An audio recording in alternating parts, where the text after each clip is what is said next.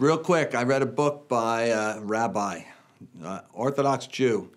He said that one thing that most Gentiles miss in the story of Sodom and Gomorrah isn't the sin in Sodom. It's the fact that for the sake of a remnant, God would have dealt differently with a city. In other words, if Lot and his family had been 10 people or more, God would have dealt differently with Sodom and Gomorrah. And so this Jew, the rabbi, was saying, Gentiles need to understand that the theology of the Old Testament is a theology of the righteous remnant. It's always about a remnant. So that means the remnant, which is the body of Christ, can change situations. And just like this backdrop here is black, in Isaiah, was it 61, it says, darkness will cover the earth and gross darkness the people, but upon you my light will shine. See, you got a light here in the studio. You know what's interesting? That backdrop makes me pop out in front of it if I'm positioned right. God's going to position you in the blackness of coming days to be the solution to the problem, where the light of God is going to shine, where you're going to stand out, you're going to be conspicuous, you're going to be able to demonstrate the glory of God. And you know what? We can see, I actually have seen, it's hard enough to believe that Time Magazine has Person of the Year. I think the church is going to shine in the future in the United States. It's going to be the solution to the problem. You know why? Because God is going to rebrand the message of Jesus and the face of Jesus in this generation. And we're all part of a remnant that is redefining what Christianity looks like. I'll tell you this. I have personal relationships with the financial managers and equity management and fund management of one business right now, which is disruptive technology.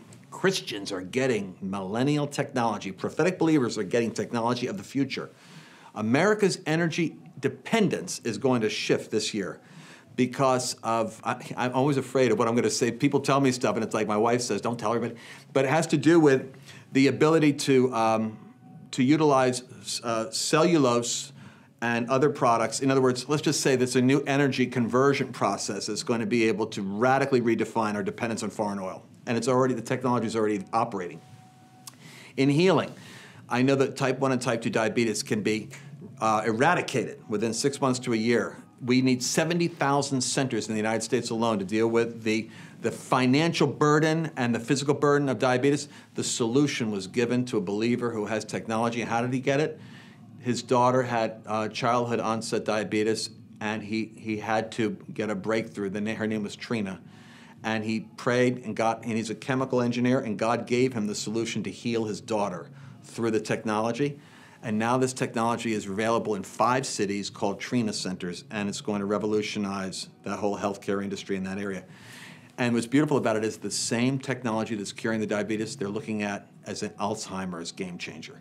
So believers are going to break through in the next season in the midst of shaking. Look for the openings to access heaven and bring heaven to earth and shine. And if you're not an inventor, like I'm not, so I'm thinking, what would I do if there's like economic calamity? People that are storing and hoarding and getting their, perishable foods and building their bomb shelters and stuff. If you're moving in fear, understand something.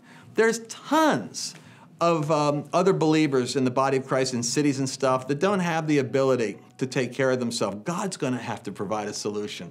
So get out of the fear and hoarding mode and recognize that you have to continue giving. I'll tell you this.